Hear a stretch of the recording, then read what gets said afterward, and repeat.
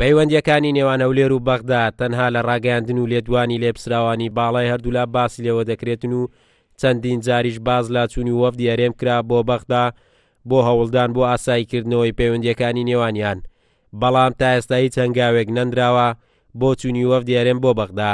دەرگای گفتوگۆ دانەخراوە و بێگومان چ لەلای حکوومەتی عراقی چ لێرەش لە هەرێمی کوردستانیشەوە لایەن و خەڵک و کەسان هەن کە هەوڵی جددیەدەن بۆی گفتوگۆ بکرێت لەگەڵ حکوومەتی عراق بۆی ئەو کێشەی و کێشەکانی تریش چارەسەر بکرێت. نوێنەرێکی کورد لە بەغدا دەڵێت هەر ڕێکەوتن و باشبوونێکی پەیوەندیەکانی نێوان هەولێر و بەغدا ڕنگدانەوەی لەسەر دانیشتوانی هەرێم دەبێت بە ئاراستەی باشبوون و دووبارە جموجۆڵی بازار.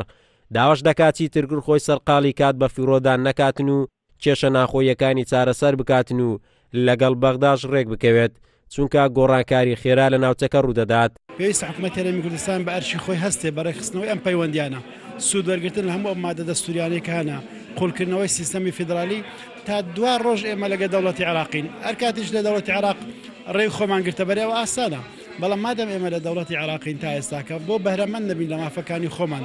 کۆمەڵێک لە پۆستی زۆرمان بۆ نمونە ئێستا بەتاڵە لە دەوڵەتی اتحادی، کۆمەڵێک مافی دەستوری خەڵکی کوردستان هەیە بەدواداچوونی بۆ ناکرێت لەلایەن حکوومەتی هەرێمی کوردستانەوە.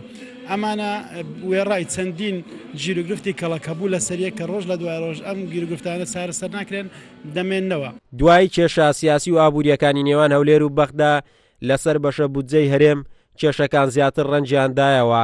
پاشکۆبوونەوەی نێوان نوێنەرانی کورد لە بەغدا لەگەڵ حکوومەتی هەرێم داواکرا هەرێمی کوردستان با پلان و بەرنامەیەکی گشتگیرەوە بچێتەوە بەغدا تا کێشەکان کاریگەری لەسەر بواری سەربازی زیاتر نەبێتن و ئاڵۆزیەکان زیاتر ڕنگ نەداتەوە. لەگەڵ ئەوەی ڕێگاکان لێرەوە بەرەو بەغدان، بەڵام چاوەڕوان ناکرێت بەم نزیکانە وەفدی هەرێم سەردانی بەغدا بکات. لاگەری دواخستنی ڕێکەوتن نامەی نێوان هەولێر و بەغداش کاریگەریەکان زیاتر دەبن و کێشە کەڵەکەبووەکانیش زیاتر دەبێت لەسەر هاوڵاتیان. داواکاری دانیشتوانی هەرێمی کوردستانیشەوەیە کۆتایی هێنانە بە قەیرانەکان و ڕێکەوتنە لەگەڵ بەغدا. قارەمان جەوهەر، کورسات نیوز، هەولێر.